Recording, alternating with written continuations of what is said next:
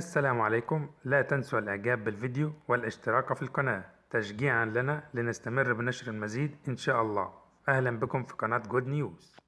السلام عليكم ورحمة الله وبركاته. تعرف على موعد مباراة العربي ضد قطر في كأس أوريد القطري. قناة ناقلة ومعلق المباراة.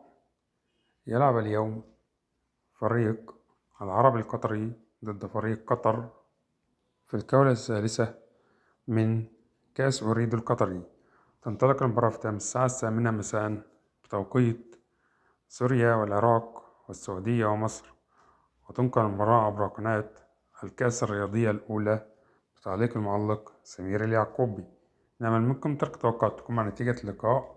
شكرا لكم على حسن المشاهدة، ولا تنسوا أن تشتركوا معنا في القناة والإعجاب بالفيديو.